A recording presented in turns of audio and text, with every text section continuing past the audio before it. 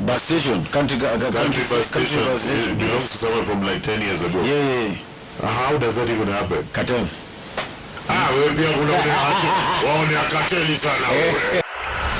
Did you listen to the Hot Breakfast this morning? Here's what you missed. Hawkers, menaces in the city, demolitions happening left, right, and center, and it's only 1 year into the administration. What's going on in Nairobi County? Governor, where are you?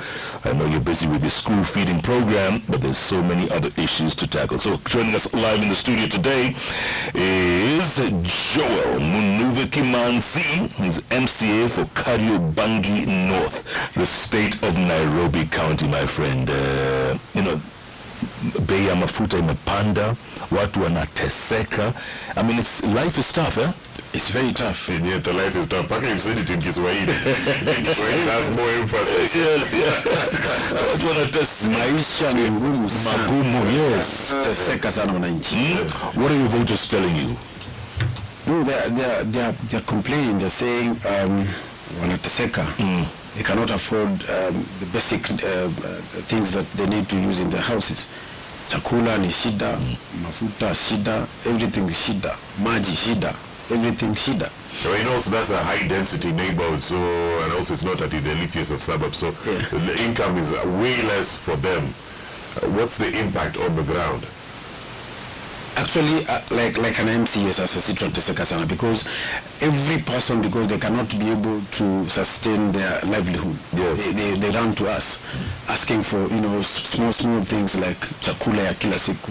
We don't have meals for today. We buy tokens. Our kids can't go to school because of 1,000 shillings. Wamefukuzwa, cannot be able to do their examinations. They don't have sets, they don't have even pencils.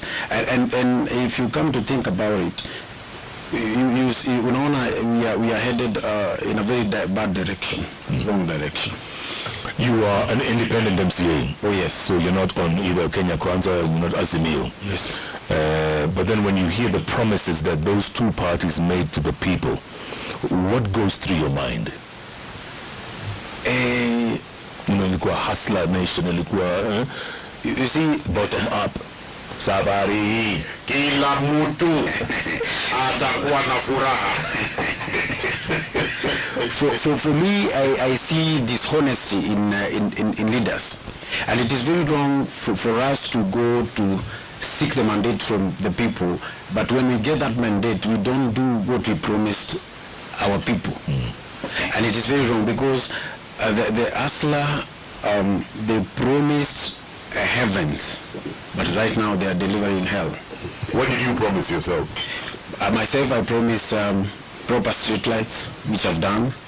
I promised to help young men to get jobs, which I've done. I've taken more than 80 people to Seychelles. Kufanya kazi.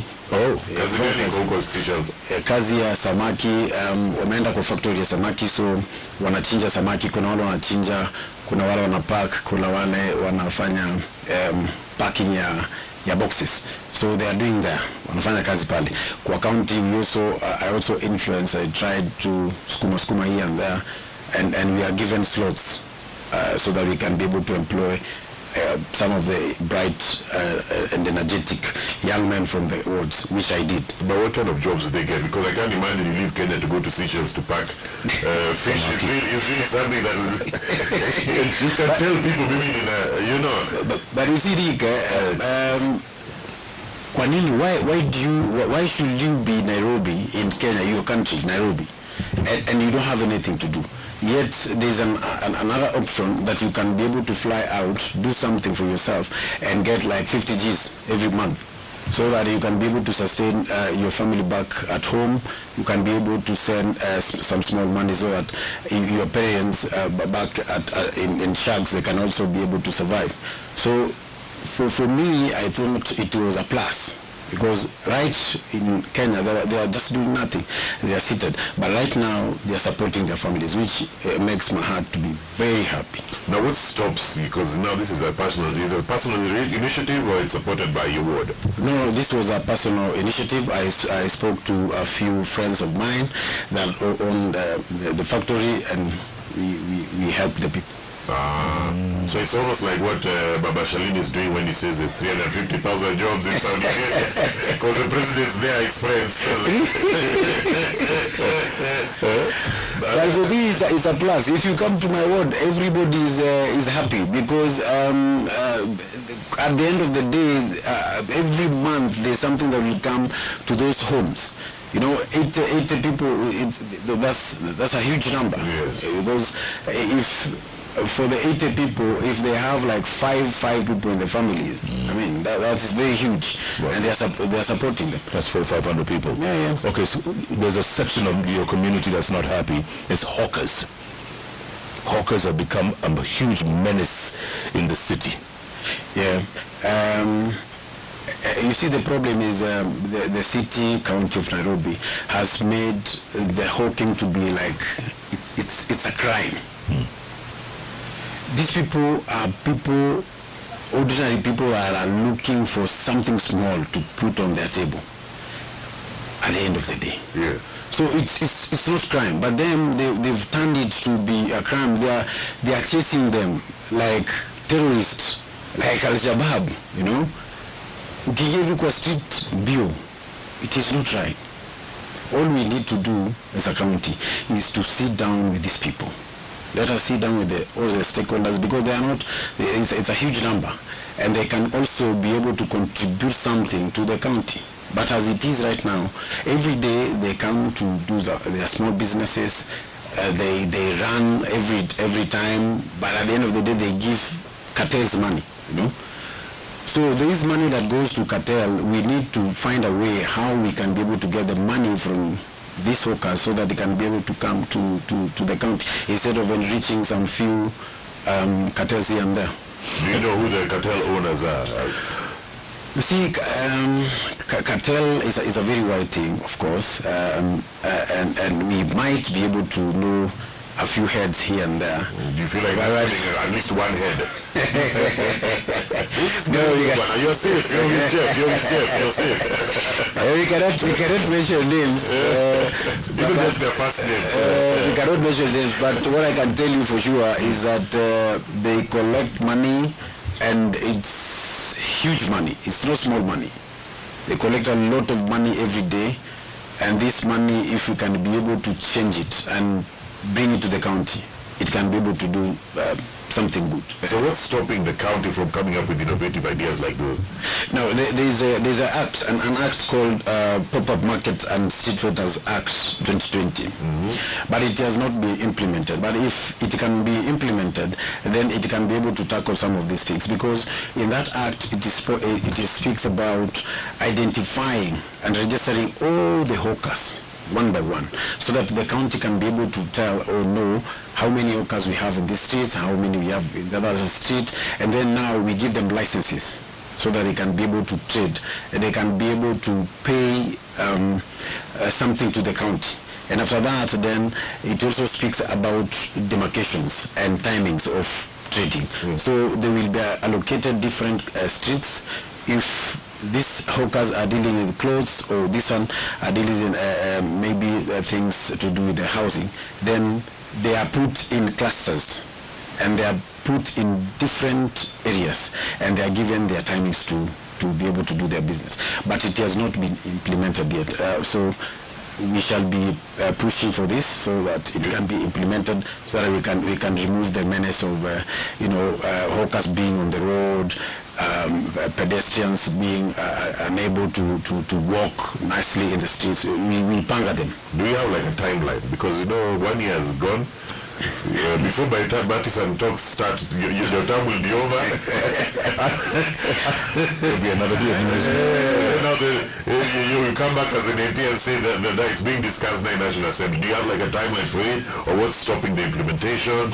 We are pushing it. We are pushing it. Actually, personally, I'm pushing it because I don't like that act of seeing people being chased every day. Like I have one woman who comes from my ward. She has a special kid. She doesn't have a husband because she's single. She spends 1,200 for drugs for this special girl. A what? A day? A week? A day.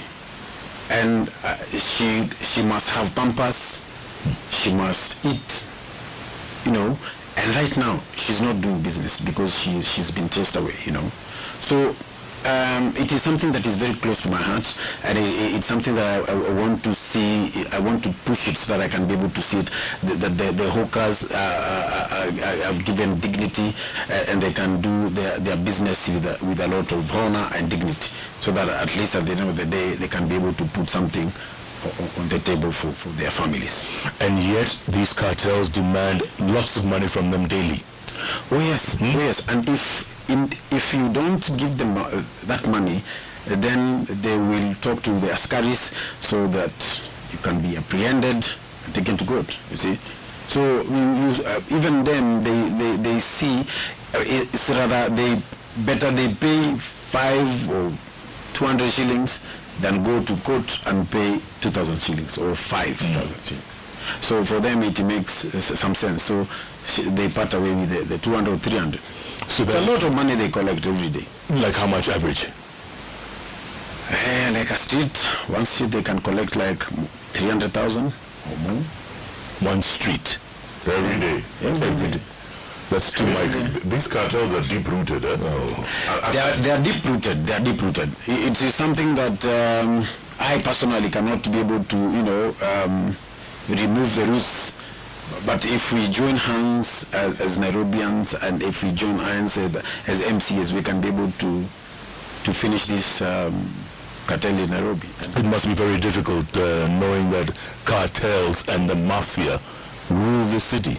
It must be difficult. It is difficult, but again, we cannot be able to do anything. And many people, they cannot come out and talk the way I'm talking, you know, about. Many people will fear, you see. And even me right now, if I step out of this studio, I don't know what might happen to me. No, just hang around here. It's the most secure person on the planet. I just cannot be able to accommodate me, you know. But sometimes you need to be known. Let me ask you, has anyone, because of cartels and obviously your influence and things that you do you get actual threats? Oh yes. Yes. What are people threatening you over? They tell you if you continue speaking, we shall silence you. Huh? Yes. They tell you face to face? Or You see, no, they can just send people, they can send texts. You see, it is like you are stopping their livelihoods. They collect a lot of money. If today I tell you, Nick, from tomorrow I don't want you in the studio, or I try to cut you so that you can't come to the studio, I cannot be able to make your money, you know, you will not be happy with me. In fact, Jeff, don't accompany me at 10. Let me just say again. Let me just say again. It is serious. Kubaya. But we have to push, and we have to bring changes in this country, because if you don't bring these changes right now, then who will? Tell me something. How would you rank your governor here in Nairobi County and his achievements in the last 1 year?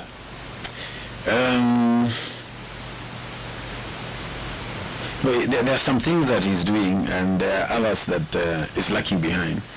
Things of bursary, he's doing well. He has done well. We've been able to get bursaries for the last 3 terms straight, which is a plus for us and for the people who are also benefiting from the bursaries. But there are things like uprooting the cartels is still lacking behind. What about the school feeding program? I can't talk about it because in my area, the kids have never even eaten, they've never eaten even one single day. Haijafika Kariobangi North. And whenever I ask, they tell me, oh, that kitchen in Dandora, it has not been finalized, wanataka sijua fanya, and now wanapatiwa na chakula inapelekwa na lori, lakini sasa Kariobangi letu sijui kama lori haiwezi kutoka Dandora ifike Kariobangi ama I don't understand. And I've been asking this, nimeuliza more than 3 times. Kinaambia tu I just wait. Ama barabara pengine iko na potholes sijui. Ama MCA is not on the right side of it. It's the next word getting But you see, tumetoka huko tulitoka kitambo. Yeah. And the way now government should run, being the county government, being the central government, it does not matter, because this is their right. This is something that they should get, you know. It should not be because this MCA is aligned to this party or because this MP is no. That's being dishonest to the people of this country, because we need to serve them well. And yet when you question this in your county assembly, wanakwambia tulia ama nitulie kidogo, wataleta wanatengeneza kiche nini. It's a problem, because every time parents wananiuliza why is it that Kariobangi we don't have that feeding program. They are ready. They are saying they can be able to pay those small coins so that their kids can be able to eat. Because sometimes hata wakikula shule now they will not be able, watakuja kukula nyumbani. Ile shule itawapeleka mpaka asubuhi. But in my ward, my intentions are a bit different. You see, in that ward, there is people must eat. People must eat. So what I'm trying to do, I'm trying to come up with a portion meal in every cell, because their ward is demarcated in various cells. So I put up a portion meal. That portion meal will be able to serve that cell. Okay. So I talk to the people. I tell them, because we have this portion meal and it is being run by our young people, please buy flour from this mill, right? So they get their food, but yet they're also supporting the young people. And we do the same in mandazis, in cakes and breads, mikate, so that every day in the morning, kama watu wanataka kula mandazi or they want to kula bread, they can be able to get from our own young men who are baking and producing the mandazis, and then wanasaidika kukula. So inakuwa ni kama ka ecosystem kana rotate tu hapo. Pesa inatoka kwa nyumba inaingia hapa, inarudi tena kwa kijana, inarudi tena kwa nyumba. That is what I'm trying to do, and that it is what I will be working on from January. And what is the crime rate like in Kariobangi North? It was bad, but right now it's zero. It is zero. Is it because there's nothing to steal, or it's because of the change you brought? It's because of the change. It is because of the change that we brought, and again, it is also because of the security lies that we put. Actually, mimi ningependa siku moja mtombe. There is no. I don't think there is any word. For behalf of Please. Come at night. Nitapiga mketa ba. You can't. Nitapiga bao. You cannot. Seriously. I know you have your own ways of finding out. Yes. You can even talk to the security apparatus. You talk to them. They will tell you crime in Kariobangi is zero. Because of what? There's more jobs than my youth. Yeah, we've shown them that crime does not pay. We've encouraged them to do things that can be able to change their lives. We've supported them in different areas of, kufanya biashara. We've empowered them. So our mtu ataenda kuchukua kitu ya mtu kwa nini? Na he knows atatoka aenda fanya kazi. In my world, in totality, I've employed more than 280 young men in different sectors. And the rest are in Seychelles. When you see houses being demolished, what goes through your mind when you heard the Kenya Kwanza was saying, no house, safari, hakuna mtu atabomolewa nyumba leo kwenda mbele. And then the next week, boom, bulldozers. In Kenya, we are very dishonest. And I think we need to change that mindset. We need to, when we are getting into leadership and into offices of, leading our citizens, we need to be very honest and fair and just. Because I remember this they said, and they said that from today, no house will be demolished. And I think there was a circular that there is no house that can be demolished. But right now, things are coming down. Our land sector is only one. that we don't go to the ground and talk to our people. You know, we also need to talk to them. We also need to tell them this is how you can buy a land. This is, and if you see this, then this is a red flag. You know, those things. We should encourage people to go down, because sometimes, like that woman, for her, she only needs a place where she can call home. And she has been told, this land, if you have 100,000, you will get it. And she has like 20,000, so she gives you 20, she tells you she will be paying slowly until she gets to 100,000. And then you give her that small karatasi and certificate and a funny stamp. A certificate with a stamp on it. It's not even like a insurance or something. It's like one of those postal stamps that you put on an envelope, and they just believe, wow. Sasa akipata hiyo naanza kujenga hapo, for her that's a deal. Correct. But now we need to bring it down. Tuambie, this is not how you buy a piece of land. And if you want to buy a piece of land, tunataka kufanya hivyo. Actually, they need to decentralize. They can have watoe ofisi hapa wapeleke huko Dandora, Kariobangi, where kila siku wanaambia watu, this is not how they, and if you want to buy, then come to the East office, and then we tell you if it is genuine or not genuine. Because hata Kariobangi si walibomoa. Yes. There's a place in Kariobangi walibomoa. Na hiyo story ikaisha. Hiyo story iliisha. Hawa watu wameenda kotini, iko maneno mingi. And then, like yesterday, was it the day before yesterday, apparently what's that market that someone apparently owns as a personal property? Is it bus station? Country bus station. It belongs to someone from like 10 years ago. Yeah. How does that even happen? Cartel. Wewe pia waone akateli sana wewe. Sasa hii our documents za Kenya sometimes ni kama itafika mahali kuwe iko valid tena, because ndio umepatiwa document unaambiwa that this is genuine, right? And then tomorrow you are told now this one it is not genuine.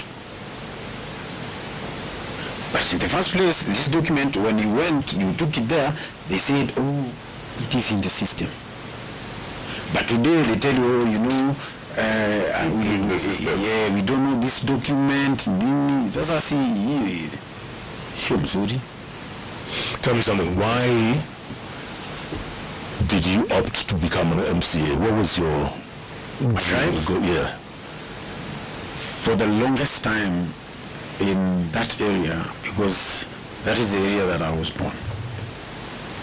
And I could see a lot of misery, I could see a lot of mashida, and I thought that I can be able to change some of these things, which by now, if you go down, people will tell you that it is only 1 year, but we've made something that has never happened in that road for the last 40 years. There are roads that were never tarmacked for the last 40 years. But right now we are tarmacking it. There are people who never received even a single bursary, but right now they are receiving bursaries. And people are very happy. That area did not have street light. If you go today, you will think you are in Westlands. And I'm there in you. Just go to, without me, just go to Kariobangi North at night. You will move very swiftly, everything is, and people are happy. So for me, the drive was to change that place and change the mindset. And also be somewhere where I can be a role model to the other young people. They will see that even someone from ghetto can make it, and can have something nice with their lives. That was the drive. When people think of MCAs, they think your job is just to impeach your governor. By the way, angalia watu wa Meru sasa. Wanaleta shida huko. And Kawira was voted as one of the best leading, governors in the country. She got 63%, and she's on the verge of being impeached. That's what people think when they see and they hear of MCAs. For Kawira, I feel for her. And it's very unfortunate that the MCAs of that area, they've accepted to be used by other politicians you know, just to settle their political scores for nothing. I think that lady, she's a worker. I've never been there, but the stories that I hear, I think she's a worker. And I think there's someone powerful somewhere who wants her position, and that is a problem. At MCA, we are good people. We know what we want. We want to work. It is not only impeaching the governor. We want to bring changes in our wards. We want to show people that even MCAs can be able to do something good for their communities. What is your ultimate goal? Ultimate goal? After MCA? Sometime, God willing, I think we shall run for the big seat. One time. Governor Munuve. Or President Munuve. One time. Everything starts small. Yes. But it grows big. So you're enjoying what you're doing. I mean, this is your calling. You find as this is your calling. Oh yes, I really enjoy what I'm doing, and it gives me a lot of satisfaction when I see someone, when I put a smile on someone. I've done something great. You know, a woman comes and tells me, oh, I am very happy that my daughter got a job. She's very happy. It gives me a lot of satisfaction. What do you tell the people of Kariobangi North right now who are listening to you? Unawaambiaje? Tutachapa kazi na tutaendelea kuchapa kazi. Tukuwe watu wa kusikiza what our leaders wanasema, ndio tusonge namna hiyo, kwa sababu leaders are people who are supposed to kuona mbele, kuonea watu wale wanaoongoza. Yes.